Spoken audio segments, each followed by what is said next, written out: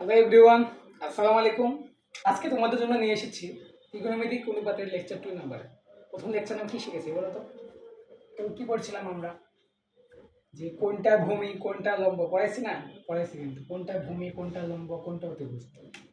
আচ্ছা, আমি একটু আলোচনা করি, 1 মিনিট আলোচনা করি। আচ্ছা, এটা যখন থিটা ছিল, এটা যখন কোণ ছিল, তাহলে তখন আমরা কি বলেছিলাম?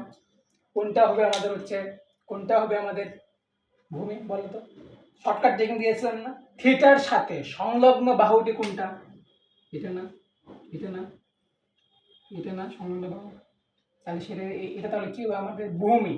লম্ব কোনটা হবে? থিটার সাথে, থিটার বিপরীত বাহু কি লম্ব, থিটার বিপরীত বাহু কি লম্ব, থিটার বিপরীত বাহু মানে লম্ব।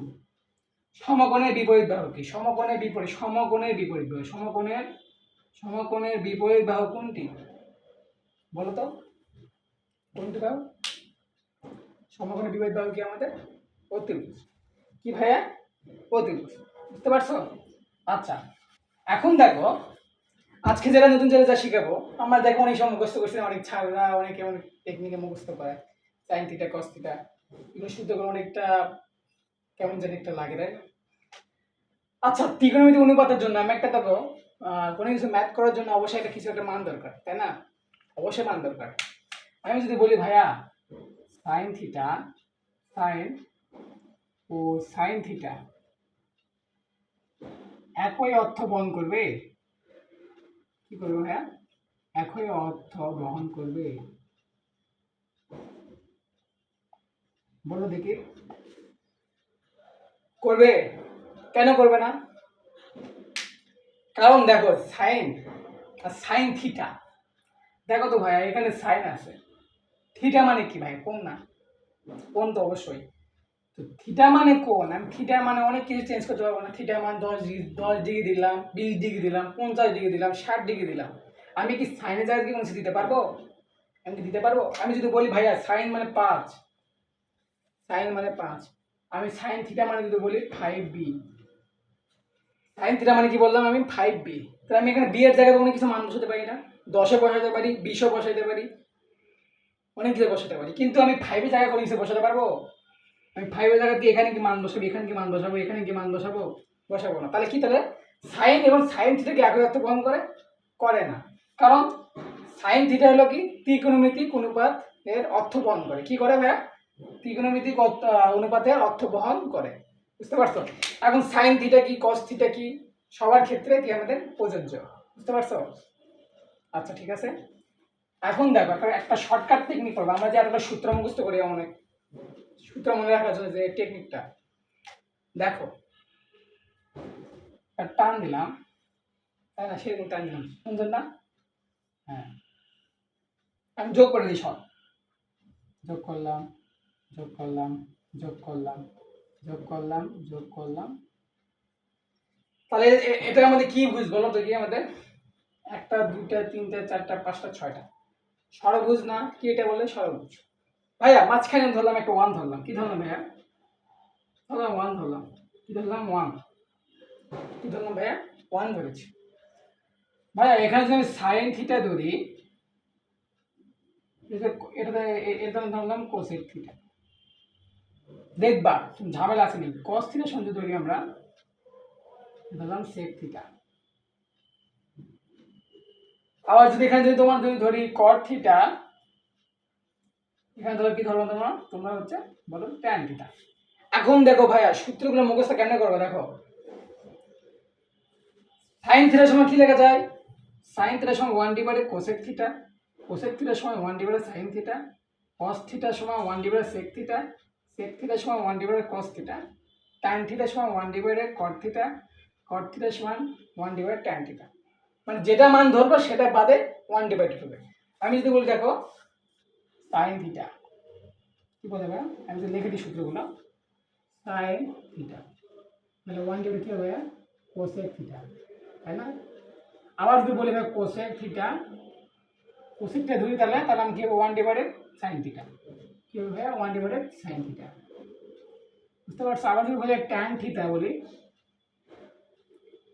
ট্যান থিটা তাহলে কি বলি? 1 ডিভাইডেড কট থিটা বলে। দেখো ট্যান থিটার সময় 1 ডিভাইডেড কট থিটা, কট থিটা না ভাইয়া, ঝামেলা আছে? ইনশাল্লাহ ঝামেলা থাকবে না। আবার যদি বলে কট থিটা 1/2 কি হবে ভাইয়া, ট্যান থিটা হবে না? সমস্যা আছে না? আবার যদি বলে ভাইয়া কস থিটা বলি, কি বলি ভাইয়া, কস থিটা 1/2 কি লেখা যাবে ভাইয়া, সেক থিটা। সেক থিটার সঙ্গে লেখা যাবে ভাইয়া 1/2 কস থিটা। কারণ দেখো কস থিটার সঙ্গে লেখা যায়, দেখো তো কস থিটার সঙ্গে লেখা যায় 1/2 সেক থিটা না। তো দেখো আশা করি তোমরা এটা ট্রিক্সটা কিন্তু বলতে গেলে ত্রিকোণমিতিক অনুপাতে প্রায় 30% কিন্তু কমপ্লিট হয়ে গেছে। কি বললাম ভাইয়া, 30% সূত্রগুলো দেখো, একটু দেখছো ঝামেলা আছে? দেখো কোনো ঝামেলা ইনশাল্লাহ থাকবে না।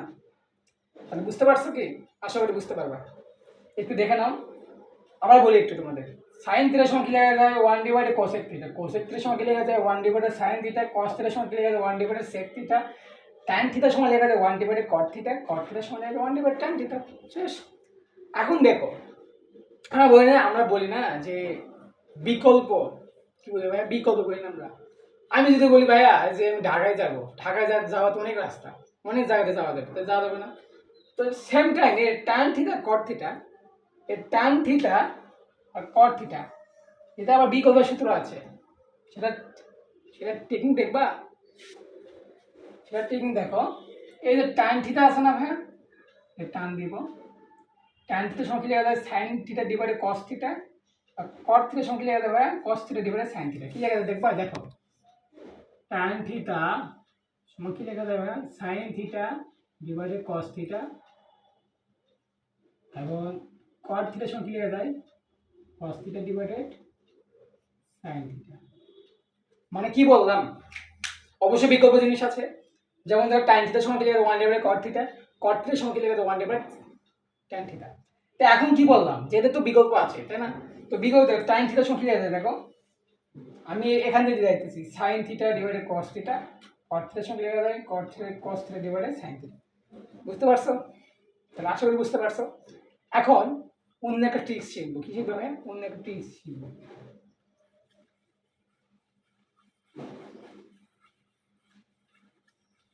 দেখো মেন কথা হলো কি, আমার যদি একটা দেখুন দেখছিলাম, এটা আমি একটা পড়ছিলাম, সূত্র পড়ছিলাম তাই না?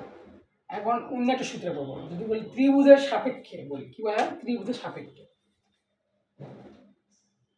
সূত্র, সাগরে লবণ অতি, কি ভাইয়া, কবরে ভূত অতি, টেরা লম্বা ভূত। ভাইয়া সাগরে মানে কি জানো, সাগরে মানে হচ্ছে কি জানো, সাইন থিটা। সাইন থিটার সময় কি লিখে যায় জানো? তুই এটা যদি বলি ত্রিভুজের ক্ষেত্রে, কি বলে ভাই, ত্রিভুজ দেওয়া আছে, তখন কোনো একটা ম্যাথে দেখো ত্রিভুজ দেওয়া আছে, এবিসি একটা সমকোণী ত্রিভুজ, এখানে এত এত মান দেওয়া আছে, সাইন থিটার সমান কত, তখন এগুলোর সূত্র কিন্তু আমার কাজে লাগবে। বুঝতে পারছো? ধরলাম থিটা, তাহলে আমি তাহলে কি বুঝতে পারবো, হ্যাঁ এটা ভূমি না, এটা ভূমি না, পড়াইছিলাম না তোমাদের, এটা কি তো লম্বা না, এটা কি তোমাদের অতিভুজ না। তাহলে দেখো সাগরে কি আছে লবণাতি, তাহলে ল ল মানে লম্ব, অতি মানে অতিভুজ, তাহলে সাইন থিটার সঙ্গে কি লেখা যায় ভাইয়া, সাইন থিটার সঙ্গে লেখা যায় লম্ব ডিভাইডেড কি ভাইয়া অতিভুজ, অতি মানে অতি লিখে দিলাম। বুঝতে পারছো?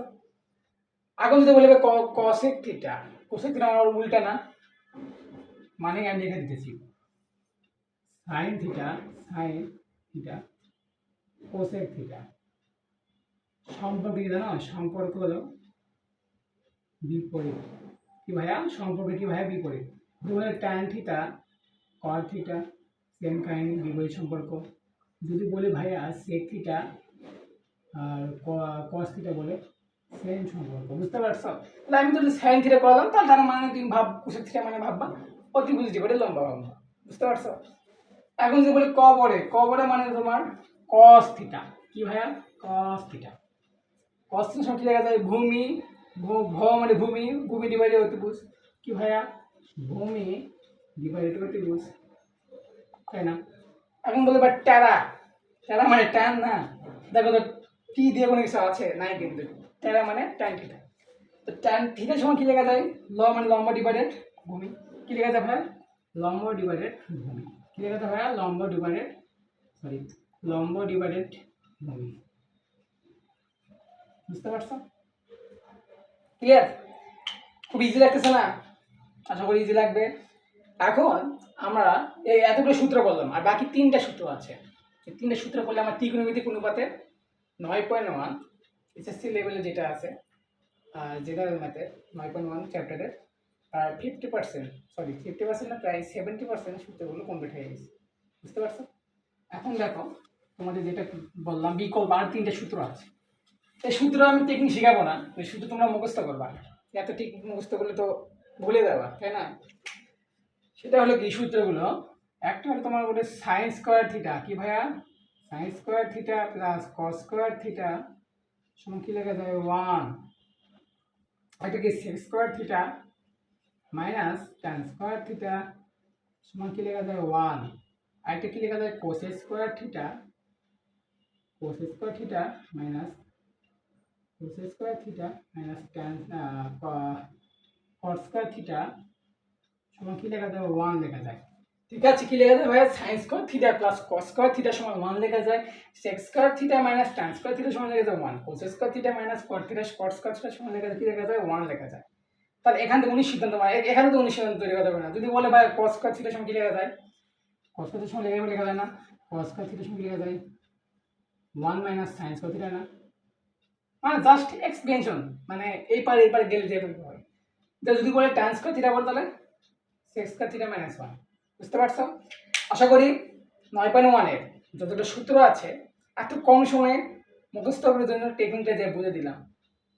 আশা করি আমরা নেক্সট লেকচারে 9.1 এর ম্যাথগুলো শুরু করব। আশা করি তোমরা এগুলো সূত্রগুলো রপ্ত করবা। Best of luck. পরের লেকচারে আমরা আসবো 9.1 এর ম্যাথগুলো নিয়ে। আল্লাহ হাফেজ, আসসালামু আলাইকুম।